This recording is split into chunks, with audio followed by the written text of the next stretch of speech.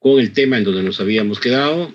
Me corrigen, por favor, si estoy mal. Creo que habíamos terminado lo relacionado a las excepciones, incluido la clasificación que corresponde a las excepciones nacidas con posterioridad a la contestación de la demanda.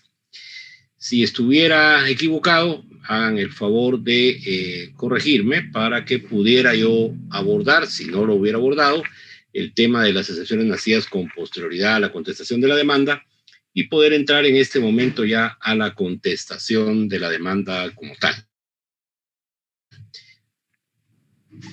Buenas tardes, licenciado. Hola. Le saluda Lilian Orrego. ¿Cómo no, señorita? Fíjese que tengo una duda. Fíjese que yo escuché un término, ¿verdad? O sea, dos términos, ¿verdad? Pero tengo una duda. ¿En qué es, que si es lo mismo o hay diferencias entre la intermediación que está en el artículo 5 o la intermediación empresarial? No, es que, mire, la intermediación es solo una. Si usted se refiere al intermediario, eso es parte de derecho del trabajo 1, ¿verdad? Los sujetos del derecho individual del trabajo, me está hablando usted en este momento. La figura de la intermediación a la que se refiere el artículo 5 de nuestro Código de Trabajo es una intermediación más dirigida a el trabajo agrícola. Por eso usted puede ver que el entorno y el contexto dentro del que se hace ver la figura del intermediario ahí en el artículo 5 está más dirigido al trabajo agrícola. Incluso si usted busca en el régimen especial del trabajo agrícola, dentro del código, ahí va a encontrar la relación que tiene esa figura del intermediario directamente con ese régimen especial de trabajo. Pero la intermediación en general existe en cualquier ámbito. Lo que ocurre es que conforme ha ido evolucionando el derecho del trabajo, ahora tenemos versiones más modernas de la intermediación a través de lo que se conoce como la colocación de los trabajadores, que se lleva a cabo a través de agencias de colocación, en algunos casos, o en algunos otros por medio de empresas tercerizadoras de los servicios laborales que tienen por objeto básicamente estas últimas encubrir la verdadera figura que corresponde al empleador para tratar de eximirlo de las obligaciones que derivan del contrato de trabajo. Pero esta ya es un tanto distorsionada. La colocación como tal es la versión moderna y desarrollada de la intermediación que se puede utilizar en cualquier ámbito. Mediante la colocación puede haber intermediación en el trabajo de la ciudad, en el trabajo fabril, en el trabajo de las grandes industrias, en cualquier actividad laboral puede haber intermediación ahora a través de la figura de la colocación, que como decíamos es la versión moderna de la intermediación. En las empresas lo que va a producir fundamentalmente son dos fenómenos, o la colocación como versión moderna, como decíamos, de la intermediación, o la tercerización, que es la que le hablaba, que usan para intentar ocultar la verdadera persona del empleador con el objeto de hacer aparecer a otra persona al que terceriza como estos trabajadores, cuando efectivamente este no lo es, sino este simplemente es un tercerizador de los servicios. Entonces, esa ya es una distorsión de la intermediación, pero en la empresa, en las empresas guatemaltecas, en las grandes empresas puede aparecer. En los bancos hay tercerización, casi todo está tercerizado. El banco ya no pareciera ser empleador de nadie. Los receptores son tercerizados porque aparecen siendo empleados de una empresa que presta servicios de receptores, de pagadores. Los empleados de limpieza están adscritos a otra empresa también tercerizadora y así. Entonces, esa es la diferencia. La intermediación es una sola. Lo que ocurre es que su evolución ha generado que ahora se conozca como colocación en el empleo mediante estas agencias de colocación modernas y haya también en alguna medida permitido que se pervierta el término de la intermediación utilizando empresas tercerizadoras que tienen el objeto que le relacionaba con anterioridad. Muy bien, entonces, ¿hay alguna duda? Gracias, licenciado. No hay de qué. Estamos entonces, jóvenes, vimos a alguien que haya estado en clase, por favor, porque los que no estén... Buenas tardes, licenciado. Sí, le saluda Evelyn Argueta. Solo para confirmarle, nos quedamos en la 114 y nos toca la 115. Ah, ok, entonces sí estaba bien. Entonces sí nos toca la contestación de la demanda. Muy bien. Vamos a entrar entonces de lleno a la clase. Licenciado, perdone. Sí. Adelante. Buenas tardes. Hola. Quisiera preguntarle a qué se refiere la excepción de transparencia. Transparencia. No hay ninguna excepción que se llame así. Perdón, transferencia. Tampoco. ¿Transferencia de qué? ¿A qué nos estamos refiriendo? ¿Dónde oyó ese término? Yo no he mencionado ningún término de esos aquí. ¿Dónde lo escuchó? Lo vi con respecto a la excepción que se plantea después de contestar a la demanda. No, pero debe estar usted equivocada con la excepción de transacción. De esa creo que es, sí, perdón. Sí. Entonces, ¿qué quiere saber? ¿A qué se refiere esa excepción? Bueno, la excepción de transacción, su mismo nombre lo indica. Tendríamos que regresar un poquito a los contratos, a la figura de los contratos y de las obligaciones en particular, en donde, entre otras cosas, aprendimos la novación, la transacción, la modificación de las obligaciones en general. Mediante la transacción lo que se produce es la celebración de un acuerdo o de un contrato entre las partes en donde se pacta cumplir las obligaciones que se daban dentro del trámite del proceso y se suscribe un documento o un contrato que da fe de que se transó efectivamente y que se acordó un arreglo sobre las prestaciones reclamadas. Ese acuerdo posteriormente es el que sirve de base al demandado para presentar la excepción de transacción. Él interpone la excepción perentoria, ya sea que la interponga como perentoria, como nacía con posterioridad a la contestación de la demanda, porque es una excepción privilegiada.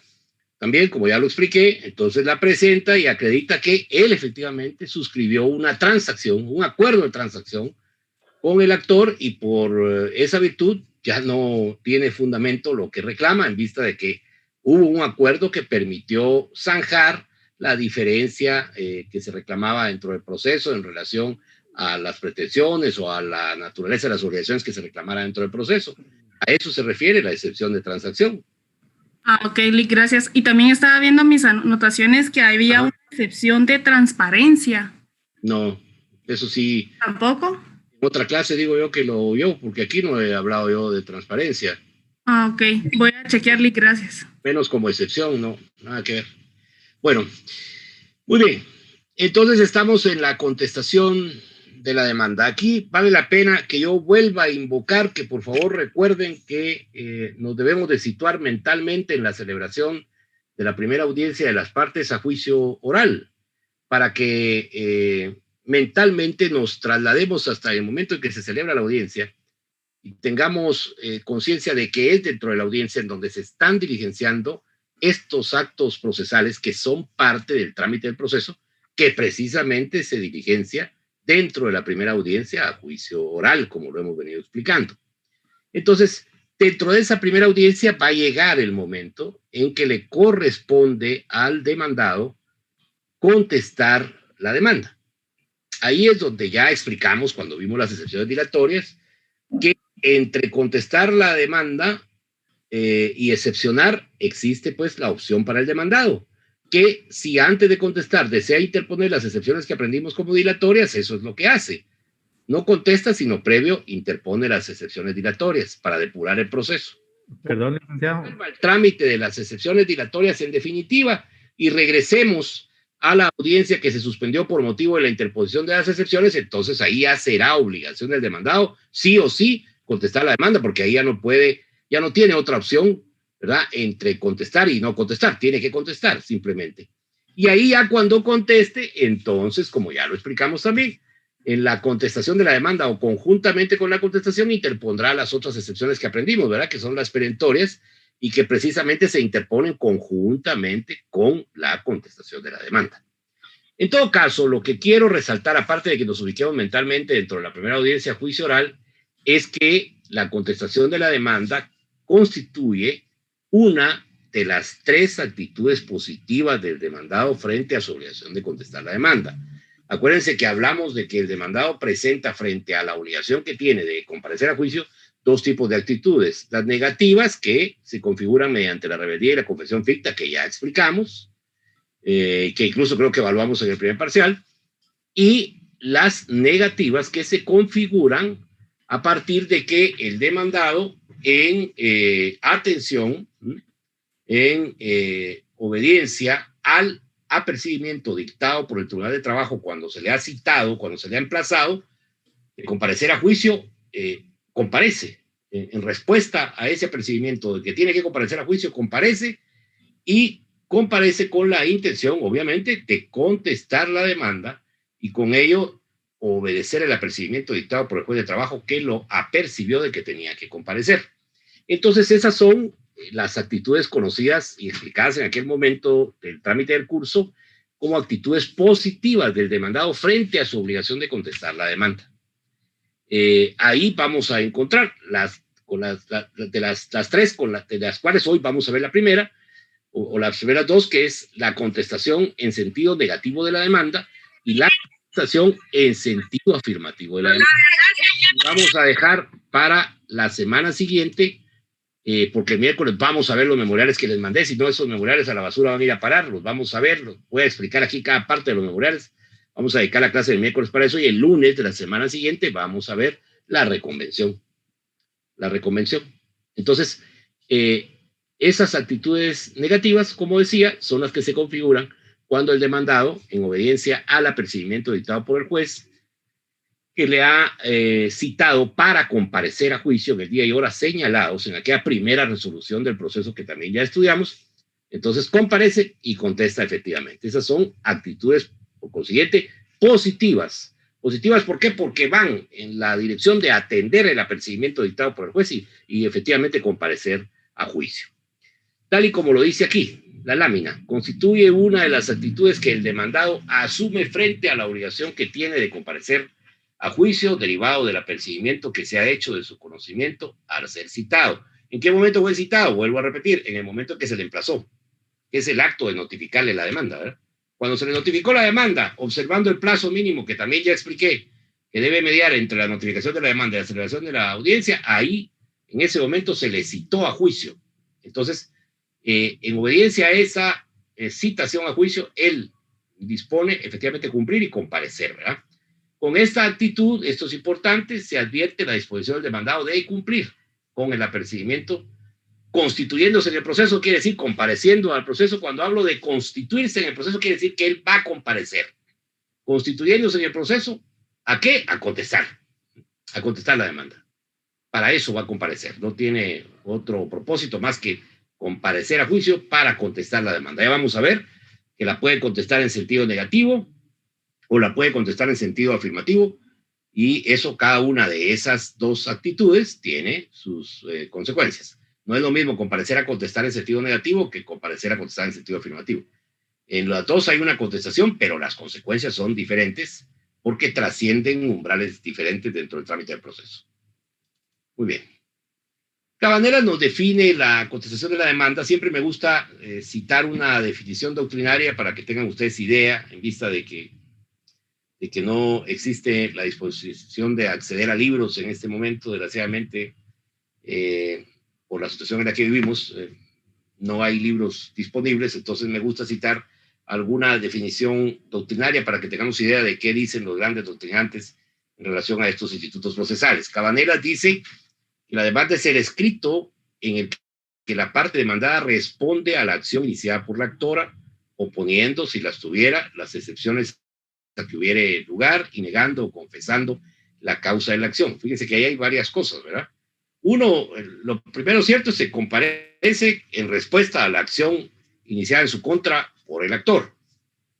Puede oponer, que es cuando dice oponiendo si las tuviere, las excepciones a que hubiere lugar.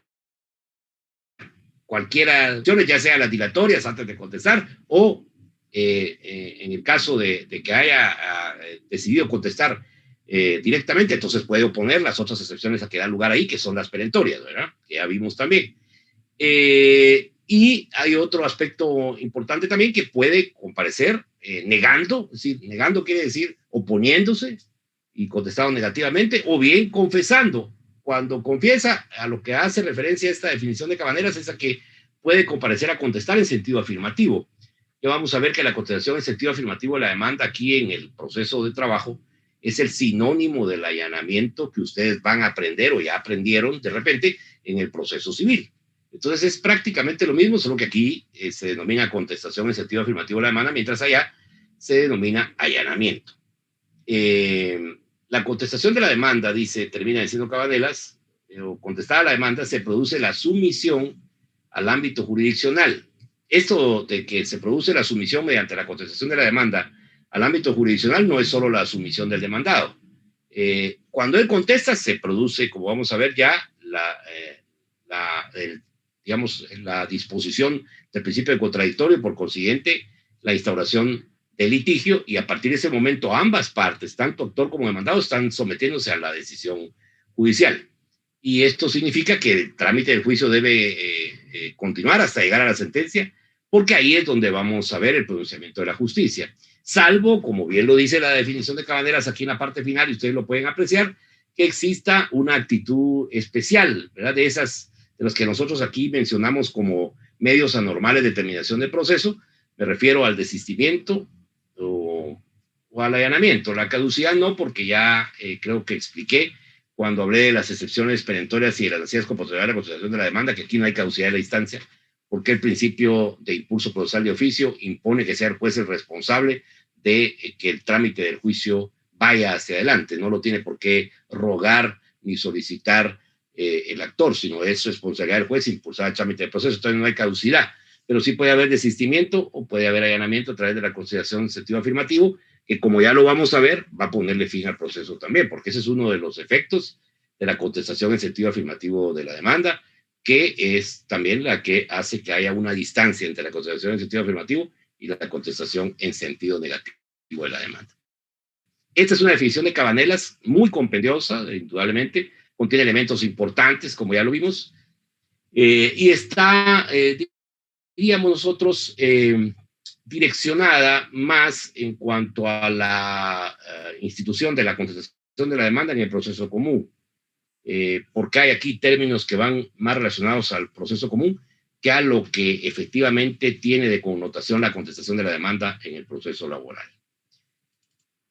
Aquí tenemos dos definiciones que yo propongo, las definiciones de la cátedra, las mías, para que ustedes puedan optar entre de las dos, la que les parezca la más sencilla, a efecto de manejarla dentro de su examen, dentro de su lenguaje técnico que ustedes deben profesar a partir de que escogieron estudiar la carrera de abogacía, y dentro del mismo examen técnico profesional, por supuesto, salvo que ustedes encuentren una mejor, que les parezca mucho más compendiosa y clara. Estas son las que recomiendo manejar para todos estos efectos. La primera definición sitúa la contestación de la demanda como el acto por el cual el demandado ejercita una acción solicitando del tribunal su protección frente a las pretensiones del actor. Efectivamente, cuando el demandado viene a contestar la demanda, niega y se opone en relación a las pretensiones que el actor ha expuesto en su demanda, lo que está pidiendo la protección del tribunal, en este caso de la justicia laboral, frente a las pretensiones del actor. ¿Cómo está solicitando esa protección? Mediante el recurso judicial efectivo, mediante el acceso a la tutela judicial que le permita incorporarse al proceso, contradecir el dicho del actor, contraprobarlo y esperar un pronunciamiento del tribunal que imparcialmente juzgue si efectivamente él está obligado a responder a las pretensiones del actor o no. Por eso es que se dice que pide la protección de la jurisdicción, o en este caso del tribunal. No se debe malentender que esté pidiendo que el juez de trabajo lo proteja en contra del actor, no. A lo que se refiere esto es a que el actor tiene derecho, el demandado, mejor dicho, tiene derecho a un recurso judicial efectivo, connotado en el acceso a la tutela judicial que le permita, ¿verdad?, acceder al proceso, defenderse dentro del proceso, contradiciendo, contraprobando y esperando el resultado del juicio que se va a expresar en la sentencia. Aquí lo importante de la contestación de la demanda como tal es que la acción de la contestación, el hecho de contestar dentro del proceso por parte del demandado, es de mucha importancia, toda vez que, como ya lo he venido yo relacionando en las clases anteriores a la de hoy, hasta el momento en que se produce la contestación de la demanda, se instaura el principio contradictorio y empieza el desarrollo del litigio, y ya de ahí en adelante será materialmente imposible detener el trámite del proceso. Sin que la demanda se haya contestado, podemos afirmarlo con toda certeza que el juicio laboral no ha empezado. Porque es precisamente hasta que se contesta la demanda que se traba la litis. ¿Por qué se traba la litis? Porque hasta ahí se instaura el principio contradictorio, ¿verdad? Hasta ahí, en ese momento, hay hechos controvertidos entre lo que dice el actor y lo que dice el demandado, y a partir de ese momento, trabada la litis, entonces tendrá que desarrollarse el proceso con las etapas que correspondan a partir de la contestación, que básicamente serán, como ya lo vamos a ver, la conciliación, la recepción de la prueba, hasta llegar a la sentencia. Ahí ya no podremos detener el proceso, porque como bien lo dice esta diapositiva, se ha instaurado el principio de contradictorio y el desarrollo del litigio será ya indetenible hasta llegar al momento de la sentencia. Pero todo eso no se produce si no se ha contestado. Por eso es que yo creo que en alguna oportunidad ya les hice relación. En Guatemala existen antecedentes de juicios ordinarios en los que hasta que no se contestó la demanda, nunca se desarrolló el litigio, y a veces han trascendido 6, 7, 8 años en el trámite de las medidas retardatorias que han entorpecido el juicio, para que se llegue hasta el momento en que dentro de alguno de estos juicios se va a contestar la demanda. A veces han pasado 6 años, y hasta los 6 años después de que se presentó la demanda y de que se resolvieron una serie de medidas retardatorias, que finalmente se llegó a la primera audiencia de juicio oral y ahí se contestó la demanda. A partir de que se contestó la demanda, el juicio ya no se puede detener por las razones que precisamente en este momento estábamos abordando. Si se va produciendo alguna duda, por favor me van diciendo. Aquí hay una segunda definición que es bastante más sencilla que la de Cabaneras y que la primera que acabo de proponerles. Esta es bastante más sencilla y tiene una relación más directa con el lenguaje que hemos venido utilizando a partir de que nos empezamos a introducir al trámite del proceso, después de que vimos la demanda. Aquí dice, la contestación de la demanda constituye el acto de iniciación procesal propio del demandado, porque es un acto de él, que solo puede hacer el demandado, mediante el cual se introduce al trámite del proceso, plantea las defensas en contra de las pretensiones del actor y contradice la prueba por para demostrarlas. Ahí está resumido qué actividad se genera a partir de que el demandado comparece y contesta la demanda. A partir de ese momento, él se introduce al proceso. Ese es el primer alcance que tiene la contestación de la demanda, el de permitir como acto de iniciación procesal propio del demandado que éste se introduzca a través de la contestación de la demanda al proceso, que plantee, una vez se ha introducido al proceso mediante la contestación de la demanda, plantee las defensas que estime convenientes. Estas son las excepciones, no se refiere a otra cosa más que a las excepciones, y también ahí mismo, en la propia contestación, contradiga la prueba aportada por el actor para demostrar sus pretensiones. ¿Cómo la contradice? Con la prueba que él ofrece en dos vertientes. La prueba que ofrece para probar las aseveraciones que está presentando él en la demanda, en la contestación de la demanda como propias, y la prueba que ofrece para contradecir la prueba que a su vez ha propuesto el actor en la demanda, mostrar sus propias pretensiones.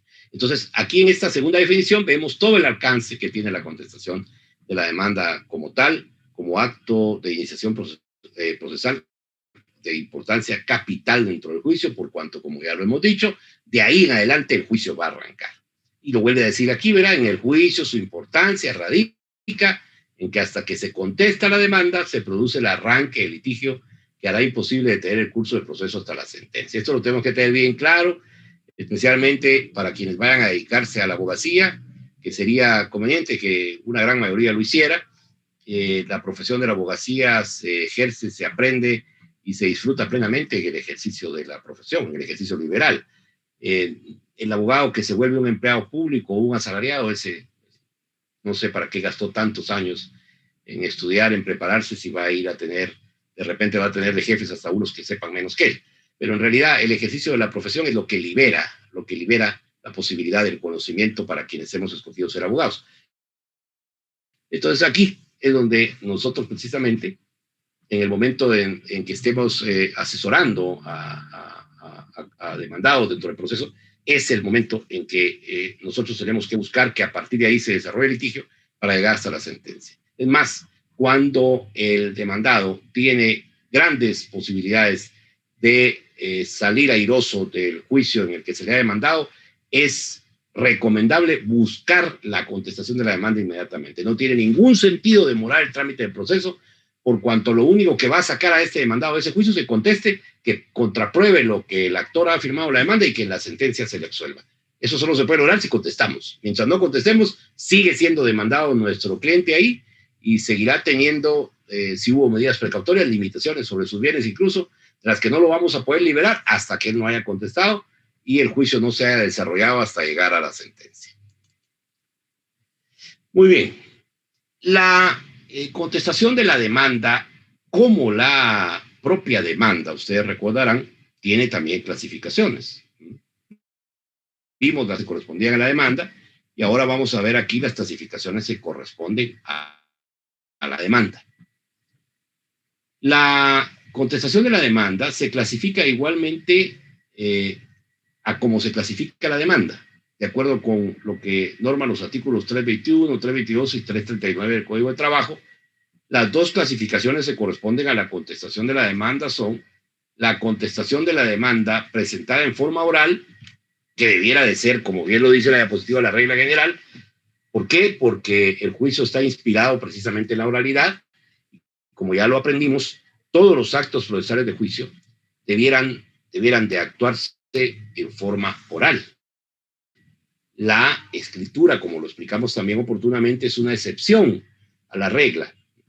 Si ustedes quieren un resabio que se mantiene ahí de la escritura, pero que está autorizado para ser utilizado solo en casos en los que efectivamente la oralidad no se pueda utilizar. ¿Y qué casos serían esos? Los casos en donde los actos procesales que se vayan a tener que instaurar dentro del trámite de proceso estén siendo producidos fuera de las audiencias. Ahí, obligadamente, si no van a haber audiencias, estos actos procesales deben de presentarse por escritos. Pero si estamos hablando de las audiencias del juicio, ahí, dentro de esas audiencias, todo tendría que ser actuado oralmente, precisamente por la existencia del principio de oralidad que impone que la actuación de las partes a lo largo de todo el trámite de proceso sea oral. Entonces, en consecuencia, la contestación de la demanda presentada en forma oral debiera de ser por esto la regla general. Es decir, que la mayor o la casi totalidad de las contestaciones de la demanda que se produjeran dentro de los juicios laborales debieran de ser presentadas en forma oral. Y la otra clasificación es la que nos trae la contestación de la demanda presentada en forma escrita, que como también lo señala esta diapositiva, es la excepción a la regla. Presentar la contestación de la demanda en forma escrita debería ser la excepción a la regla. Máxime que hay un factor aquí que debemos tomar en cuenta que es determinante. Como lo vamos a ver en la oportunidad, más adelante, en la oportunidad que corresponde contestar la demanda dentro del juicio, esta oportunidad impone que deba de ser dentro de la primera audiencia de juicio oral. Y de consiguiente, entonces, ahí la actuación oral es obligatoria y privilegia sobre la escritura. Entonces, si nosotros venimos a contestar la demanda en forma escrita, quiere decir que estamos contestando en forma escrita dentro de una audiencia en donde nuestra actuación debiera de ser oral. E incluso los jueces de trabajo debieran de combinarnos a que actuemos oralmente dentro de las audiencias para hacer respetar la oralidad como principio que ilustra el trámite del proceso. Y algunos jueces, de hecho, lo hacen. Y ponen en aprietos a quienes llegan a la audiencia con la contestación de la demanda en forma escrita y no quieren contestar en forma oral, sino simplemente con la presentación del memorial que contiene la contestación de la demanda de esa forma. Ahí hay dos cosas. Ahí se expone quien conteste en forma escrita a que el juez le diga, bueno, mire, yo lo que quiero es que usted conteste en forma oral, porque aquí la actuación de las partes es en forma oral, por favor, conteste en forma oral. Y de repente que está contestando en forma escrita no sabe cómo es la actuación oral o le da miedo la actuación oral, como ocurre con muchos abogados, y entonces deja a su cliente en aprietos, porque la contestación en sentido escrito no se la van a recibir. y van a hacer lo que conteste en forma oral. Y si no lo sabe hacer, va a poner en aprietos a su cliente porque va a contestar mal, si es que logra contestar.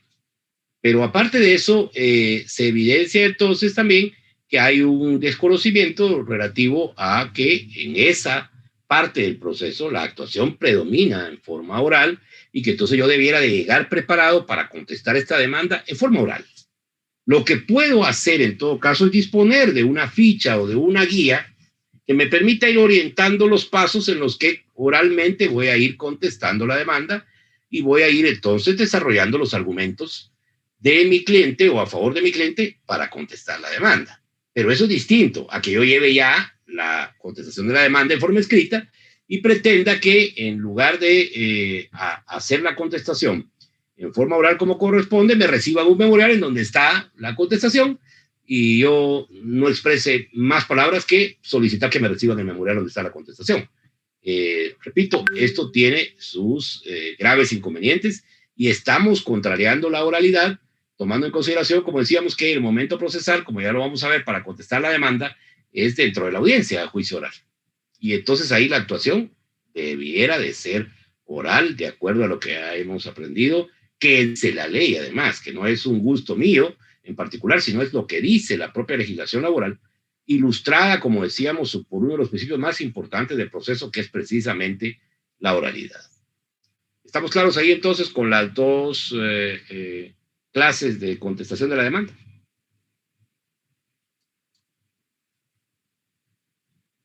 Sí, licenciado, gracias. Muy bien, sigamos pues. Sigamos, jóvenes, a ver hasta dónde llegamos. Aquí estamos ahora con que la contestación de la demanda, al igual que la demanda, debe cumplir con ciertos y determinados requisitos. No se nos olvide que aunque el proceso es poco formalista, ilustrado por el principio de antiformalidad, hay requisitos que hay que cumplir. Así como hay requisitos que hay que cumplir en la demanda, también hay requisitos que hay que cumplir en la contestación de la demanda. Para este efecto, esto resulta bastante sencillo, por virtud de que los mismos requisitos que se exigen para la demanda son también los mismos que se exigen para la contestación de la demanda. Me refiero a los requisitos esenciales y a los requisitos secundarios, normados todos en el artículo 332 del Código de Trabajo. Es el 339 el que nos remite a que los requisitos para la contestación sean los mismos que los requisitos para la demanda, que están contenidos en el artículo 332 del Código de Trabajo y que abordamos cuando mirábamos la demanda.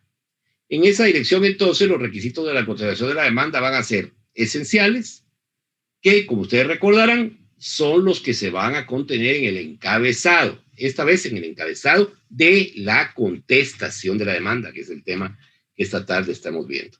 Así que los requisitos esenciales, entonces, de la contestación serían los que tenemos acá. Primero, los que tengan relación, obviamente, con identificar al tribunal al que se dirige la solicitud. ¿Qué solicitud? La contestación. La solicitud es un término técnico, entonces estamos hablando aquí de la contestación de la demanda. Pudimos haber ahí también consignado los que tengan relación con identificar al tribunal al que se dirige la contestación de la demanda, pero el término técnico en realidad es la solicitud.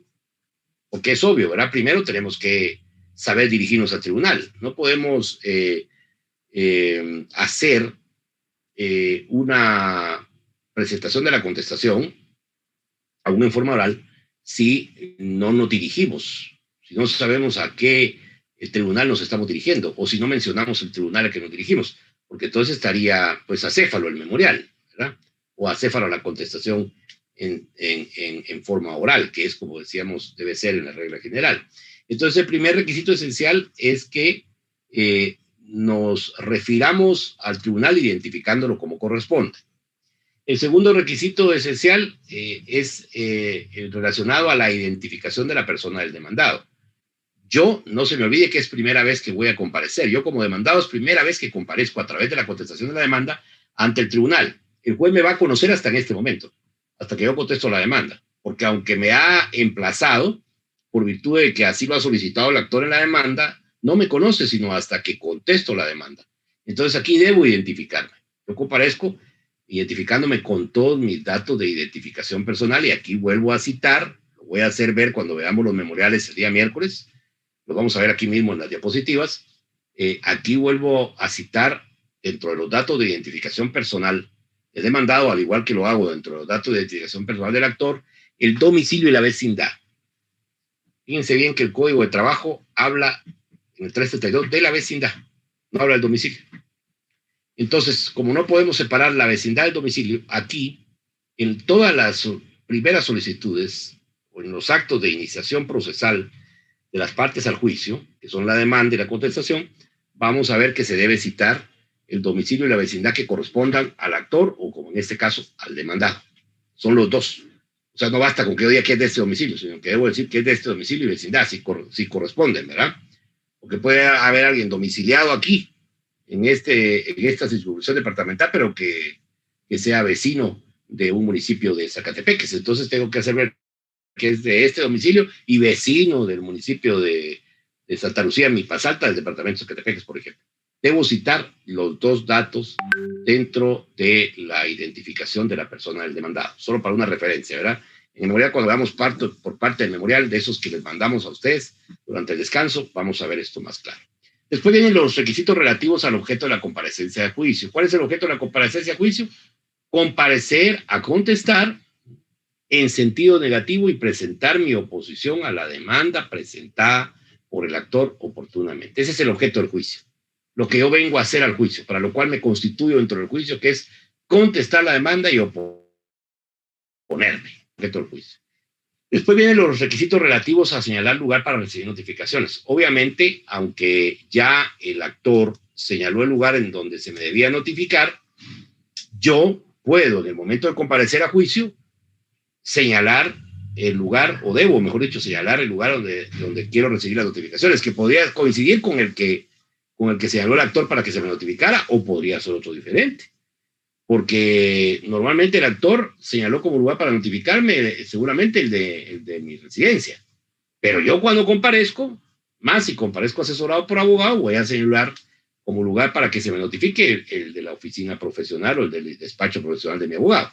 Entonces ahí voy a modificar la dirección en la que se me va a seguir notificando a partir de ese momento dentro del juicio.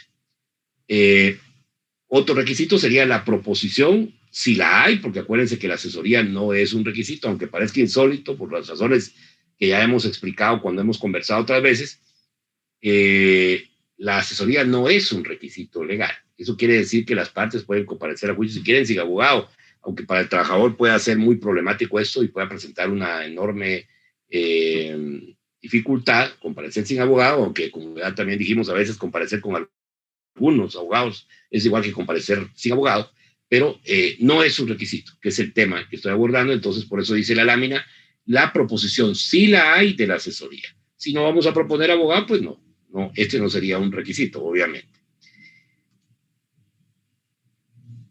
Aquí seguimos con esos requisitos de la contestación de la demanda. Ahora pasamos a los secundarios. Los requisitos secundarios, como ustedes recordarán, en la demanda, e igual aquí en la contestación, son todos aquellos que se van a contener a partir de la relación de hechos.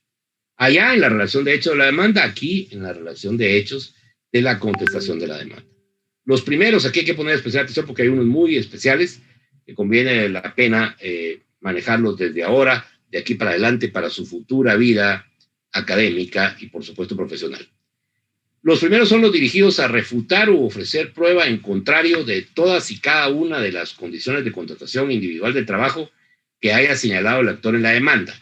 Esto se referiría, esto que acabo de leer, se referiría expresamente si lo que estuviéramos contestando fuera una demanda promovida en contra de nuestro cliente por un caso de despido directo e injustificado.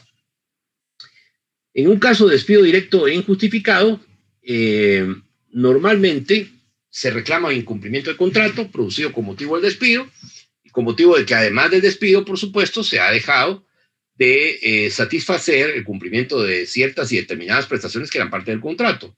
Entonces, en un caso de eso, si ese fuera el caso donde estamos contestando, entonces el primer requisito secundario que debe contenerse en la relación de los hechos de la contestación sería el dirigido a refutar u ofrecer prueba en contrario de todas y cada una de las condiciones de contratación individual del trabajo que haya señalado el actor en la demanda. Tenemos que refutar cada una. En todas aquellas que dijo que incumplimos, ¿verdad? Entonces tenemos que refutarlas. Y tenemos que acreditar que, contrario a como lo que él está señalando, si se cumplieron o no se incumplieron. Por eso dice especialmente en los casos de reclamo por despido. Y en donde no haya reclamo por despido, en donde sea un juicio diferente al del reclamo por despido, vamos a tener como requisito secundario todos aquellas refutaciones que ofrezcan prueba en contrario de los hechos a que se refiera el juicio que fue enderezado en contra de nuestro asesorado, ¿verdad? Si se trata de un juicio por prestaciones retenidas, lo que tenemos que ofrecer fundamentalmente es prueba de que ya cumplimos con las prestaciones que dice el actor que le están reteniendo nuestro asesorado y que no le ha pagado. Hay que probar que ya se las pagó. Entonces la prueba tiene que ir dirigida a refutar ese hecho en particular. Si a mí me está demandando como empleador una trabajadora que se encontraba grávida en el momento de ser despedida, porque dice que vulneré su inamovilidad y la despedí estando embarazada, lo que tengo que probar entonces es que no estaba embarazada. Esa sería la única forma de oponerme y de ofrecer una prueba concreta en contra de la pretensión de esa trabajadora. Probar que en el momento en que yo la despedí no estaba embarazada. Porque de otra manera, si estaba embarazada, no hay manera de quitarme de encima esa demanda. Pero pues lo cito como un ejemplo. El segundo requisito secundario sería la individualización de las pretensiones que se persiguen con la contestación de la demanda. Miren, esta es una buena costumbre.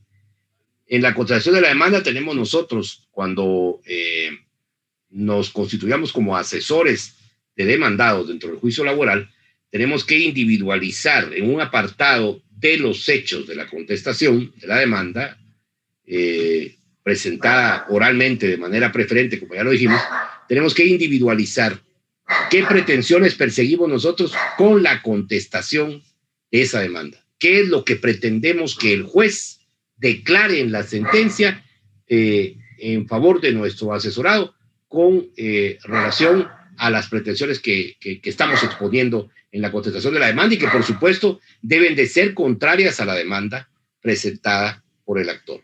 El tercer requisito secundario es la enumeración de los medios de prueba que se proponen y en los casos de los juicios en los que se reclame despido, este ya es un ejemplo concreto, injusto, ofrecer la prueba que acredite la justicia del despido. Esto es para poner un ejemplo. El requisito secundario es la enumeración de los medios de prueba que se proponen. ¿Qué quiere decir eso de la enumeración de los medios de prueba que se proponen? Que tengo que ir particularizando cada medio de prueba que estoy proponiendo para contradecir lo dicho por el actor en la demanda. Si estuviéramos, es lo que quiere decir esto, en el caso de un juicio por despido injusto, entonces, ¿qué prueba es la que tengo yo que enumerar? La prueba que acredite que sí lo despedí justificadamente. Él dice que yo lo despedí injustamente, entonces yo tengo que probar lo contrario, que lo despedí justificadamente. Eso quiere decir que cumplí con el hecho de imputarle cargos, darle audiencia para que se manifestara al respecto de los mismos y después lo despedí, pero justifiqué la terminación precisamente en la imputación de los cargos y en lo que él posteriormente intentó utilizar para defenderse y sobre eso resolví despedirlo. Ahí está justificado el despido. Máxime, si las causales que se imputaron para despedirlo justificadamente están claramente establecidas en el código y son las que procede citar para encuadrar la conducta de este trabajador en esas causales que permitieron que como empleador justificara la terminación de su contrato de trabajo. Aquí seguimos con los últimos requisitos secundarios, que son, como decíamos, algunos de aquí son muy importantes, y yo quisiera que ustedes los releyeran. Este otro que viene aquí al principio de esta diapositiva dice, en los juicios en los que se promueve el reclamo por el pago de prestaciones retenidas, este es otro ejemplo, debe individualizarse la prueba en contrario de cada una de ellas, si es que el reclamo es inexistente o si es que el pago de esta ya se ha satisfecho. Yo soy un empleador al que me están demandando los trabajadores porque dicen que no les pagué pretensiones a las que tenían derecho y se las mantengo retenidas en el momento de demandarme. Entonces, ¿cómo debo yo probar acá o individualizar la prueba con la que voy a probar en contra de eso? Bueno, lo primero que tengo que probar es que o no les debo las prestaciones, que es inexistente lo que me está reclamando porque no se las debo, o pruebo que ya se las pagué. Esa es la única prueba que me sirve también en caso de juicios en donde esté siendo demandado porque se argumente que no pagué las prestaciones que el trabajador me reclama. Y ahí otro requisito secundario, también por supuesto ineludible, es el de las peticiones formuladas en términos precisos, partiendo de las que se refieren al trámite del juicio, ¿verdad? Para agotar las etapas que le corresponde al trámite del proceso después de la contestación, hasta que aquellas que se relacionan con el fondo. ¿Cuáles son las peticiones que se relacionan con el fondo? Las que se refieren a desvirtuar o declarar improcedente las pretensiones expuestas por el actor en la demanda.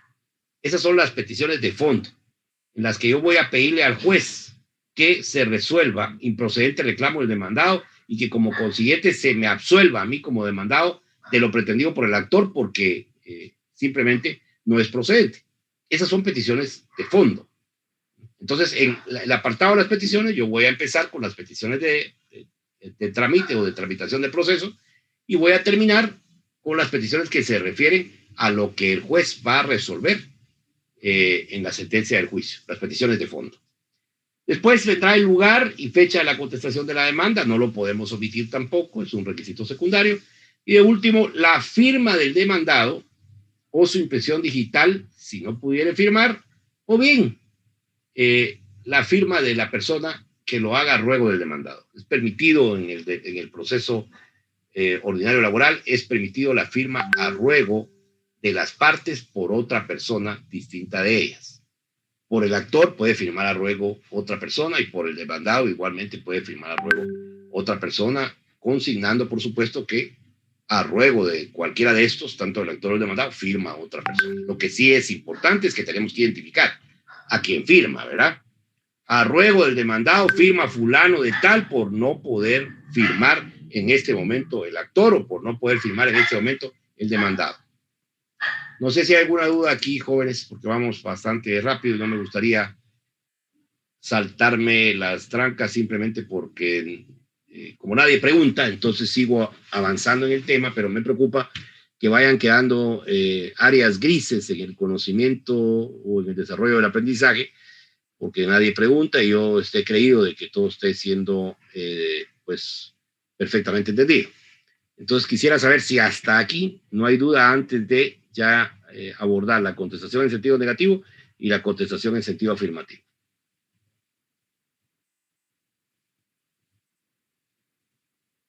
Bueno, parece que no hay dudas. Muy bien, entonces entremos pues a la contestación en sentido negativo. Aquí ya vemos las dos actitudes que habíamos anunciado que íbamos a ver hoy, de las tres actitudes positivas que puede presentar el demandado frente a su obligación de comparecer a juicio a contestar la demanda. La primera de ellas es la contestación de la demanda en sentido negativo. En esta, como bien lo dice la diapositiva, el demandado establece su oposición o su negativa a acceder a las pretensiones del actor. Porque esto es muy importante. El actor, o el demandado, mejor dicho, viene a contestar la demanda en sentido negativo y se opone a las pretensiones del actor. ¿Qué quiere decir eso? Que niega que el actor tenga el derecho que reclama y opone contra ese derecho que reclama el actor la prueba que considera conveniente. De consiguiente, la contestación en sentido negativo de la demanda será el acto que permita el inicio del proceso, como ya lo he venido señalando a lo largo de toda la clase, porque hará posible la instauración del principio del contradictorio y el desarrollo del litigio.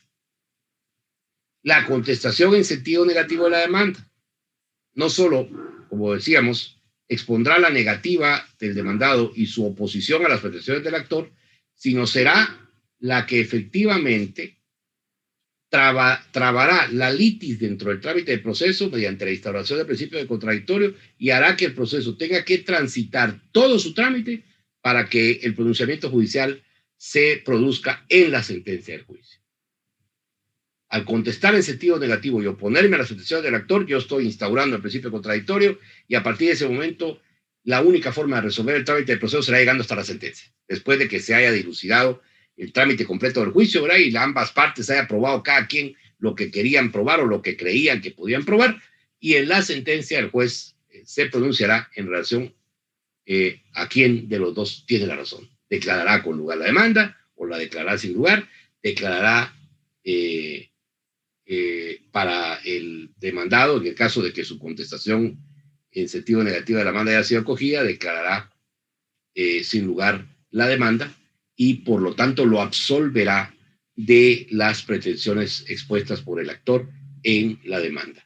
La contestación en sentido negativo de la demanda entonces será la manera de instaurar el principio del contradictorio dentro del proceso y imponer que se desarrolle todo el litigio hasta llegar a la sentencia. Y posteriormente tenemos la contestación en sentido afirmativo de la demanda, que como ya lo anticipé al principio de la clase, es el sinónimo del allanamiento que existe en el proceso común.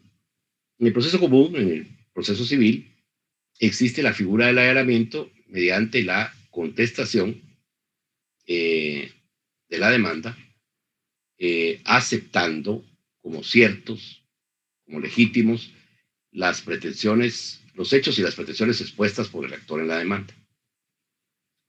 Entonces, la contestación en sentido afirmativo de la demanda aquí en el juicio ordinario laboral es el sinónimo del allanamiento del procesal civil. Tiene exactamente el mismo alcance que lo que tiene el allanamiento en el proceso civil, tiene aquí la contestación en sentido afirmativo de la demanda. En este acto procesal, si se produce la aceptación del demandado cuando contesta en sentido afirmativo, porque aquí no hay oposición, como ya se pudieron haber dado cuenta, aquí no niega ni se opone a las pretensiones expuestas por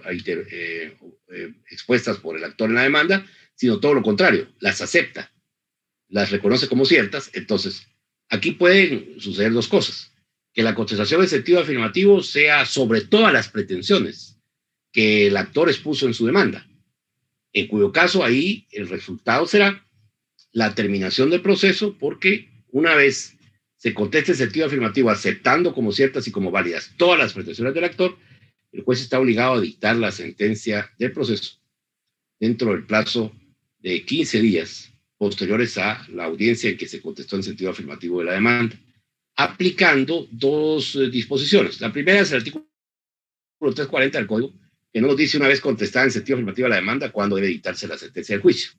En ese sentido, entonces, aplicamos supletoriamente el artículo 140 de la Ley del Logaritmo Judicial, que es el que nos permite hacer aplicación del plazo de 15 días para dictarse la sentencia una vez concluido el último acto procesal del juicio, que en este caso sería la contestación en sentido afirmativo de la demanda, en esa audiencia donde se celebró.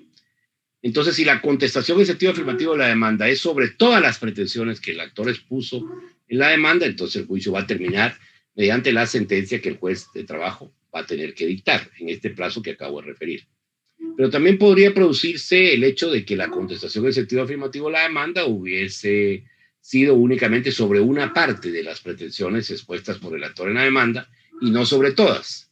Si ese fuera el caso, entonces va a ser posible que se produzca el trámite de la ejecución en relación a lo que se contestó en sentido afirmativo dentro de la contestación que se hizo, y el juicio deberá continuar su trámite hasta la sentencia en relación a aquellas pretensiones sobre las cuales el demandado no contestó en sentido afirmativo y sí se opuso. Aquí en este caso estaríamos en presencia, en este caso, este segundo caso, de la contestación en sentido afirmativo, estaríamos en presencia de una contestación afirmativa de la demanda parcial y también simultáneamente una contestación en sentido negativo y oposición de la demanda parcial. Al mismo tiempo, habría contestado en sentido afirmativo sobre una parte de las pretensiones y al mismo tiempo habría contestado en sentido negativo y se habría opuesto a la otra parte de las pretensiones sobre las cuales no contestó en sentido afirmativo. Entonces, en relación a la parte sobre las cuales contestó en sentido afirmativo, el juicio se va a ir a la ejecución. Y en relación a las pretensiones sobre las cuales se opuso y las negó, porque contestó en sentido negativo en relación a ellas, el juicio va a continuar hasta la sentencia de su trámite. Ese sería un ejemplo, por supuesto que se da muy pocas veces, ¿verdad? Cuando se da la contestación en sentido afirmativo, se da total, sobre todas las pretensiones. No se da parcial, pero puede ocurrir esto eventualmente y por eso también se explica. Finalmente, y para cerrar la clase de hoy, ¿cuándo debe contestarse la demanda? Aunque ya lo hemos venido relacionando y ya se podría inferir en este momento por ustedes cuál es el momento procesal para contestar la demanda, vamos a reiterar. De acuerdo con el 338, la contestación de la demanda debe producirse hasta en el momento de la primera audiencia o primera comparecencia de las partes a juicio oral. Quiere decir que sí o sí, el acto de la contestación de la demanda, indistintamente que sea contestación de la demanda en sentido negativo y oposición, o que sea contestación en sentido afirmativo de la demanda, indistintamente, la contestación de la demanda se va a producir hasta en el momento de la primera audiencia. Eso quiere decir dentro de la primera audiencia a juicio oral. Por lo cual era que reclamábamos hace unos minutos que la actuación debía ser oral y por consiguiente la contestación también debía ser oral. Pero en todo caso, lo que quiero decir con la oportunidad procesal para contestar la demanda dentro del trámite de juicio ordinario es que la contestación no se puede producir ni antes del día señalado para la primera audiencia a juicio oral, ni después del día señalado para la primera comparecencia de las partes a juicio oral. Ni antes ni después. Si se contesta antes, es prematuro. Si se contesta después de la audiencia, sería extemporáneo. Ya no tendría ningún caso, ¿verdad?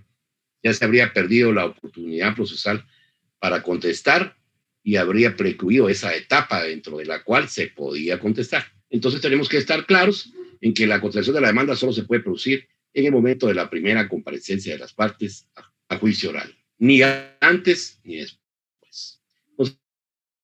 No sé si estamos claros. Licenciado, solo con una consultita. Fíjese que leyendo los documentos que usted finalmente nos compartió, encontré este apartado dentro de las pruebas que dice presunciones legales y humanas y que dice que todo lo actuado se deriven.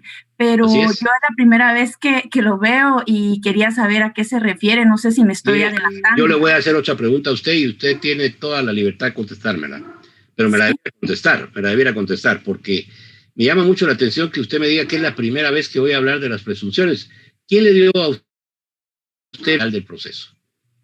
Licenciado de España. No, pero yo me refiero a esta expresión de presunciones legales humanas dentro de... pero así se llama. Sí, honestamente no lo vi, para ser honesta, y me da pena poner en mal al licenciado porque realmente lo considero que fue muy bueno. Pues pero... sí, ese es uno de los mejores profesores y de los últimos que queda dentro de la facultad en esa área, que ya casi se acabaron los profesores. Bueno, se acabaron los profesores casi en todas las áreas, pero en esa área en particular, mi querido licenciado España es uno de los mejores profesores. Yo más creo que mire, yo sigo teniendo la creencia de que no sé qué está pasando en los últimos años, pero pareciera que los cursos están pasando por los alumnos, no los alumnos por los cursos. Pero las presunciones legales y humanas, y perdóneme que se lo diga con tanta franqueza y no lo hago por regañarla ni por ofenderla, lo digo con preocupación porque esto hay que repasarlo. Las presunciones legales y humanas son medios de prueba, son inferencias. Las presunciones humanas son inferencias, las inferencias lógico-mentales que el juez realiza de los hechos que han sido objeto de su competencia dentro del juicio y de los cuales extrae, ¿verdad? Extrae indicios de que la razón puede estar orientada en favor de una o de otra parte. Esa es una presunción humana. Y aquí hay bastantes dentro del ámbito laboral, más si partimos que se aplica el principio de la primacía de la realidad, que permite al juzgador ver más allá. Y las presunciones legales están determinadas en la ley. Por ejemplo, aquí hay una presunción legal muy famosa que es la del artículo 30 del Código de Trabajo, que es en donde se dice que ante la no exhibición del contrato como documento por parte del empleador se tendrán por ciertas, dice, todas las estipulaciones que el trabajador haya afirmado que existían dentro de ese contrato que el empleador no exhibió. Esa es una presunción legal. Pero en ambos casos, tanto las presunciones humanas como las presunciones legales son medios de prueba. Y en algunos casos, como en el juicio ordinario, bastante relevantes. Siempre están presentes. No sé si estamos claros. Sí, licenciado, gracias. No, yo de hecho, pues sí, me di cuenta que estaba en la parte de las pruebas, pero no tenía claro cómo es que se aplicaba, por eso le hacía la consulta para... Mire, yo por eso he invitado, y no me canso de invitar, a que preguntemos, ¿verdad? Porque estas cosas que son importantes y que deberían de ser conocimientos ya consistentes, porque los tuvimos que haber visto en ese curso que es la columna vertebral de nuestra carrera, que es la teoría general del proceso, yo no puedo saber que no lo saben o que no lo saben bien si ustedes no me preguntan. Si ustedes me preguntan, generamos este espacio de discusión, se los explico, queda claro o motivo en ustedes la posibilidad de que regresen a ese curso de teoría general y busquen en los documentos que usaron y ahí seguramente lo van a encontrar y van a poder ampliar.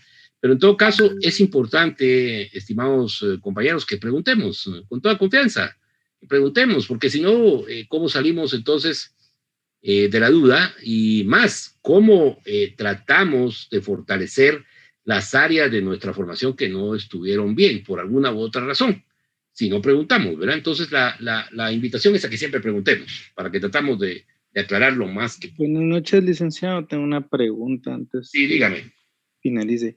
Un ejemplo, usted hablaba mucho de esto de la constatación de la demanda, que pues la primera comparecencia, la parte de juicio oral, ¿verdad? O sea, un ejemplo, el proceso, incluso hoy tuve un proceso, y al momento de terminar, un ejemplo se grabó, se tomó un ejemplo para la litis de la parte demandada, pero como eran como 3, 4 empresas, no en la parte, un ejemplo, en la comparecencia oral, me dijeron que teníamos, después de finalizar la audiencia, un ejemplo, el desistimiento tendría que ser por escrito, y me recuerdo que en su clase anterior,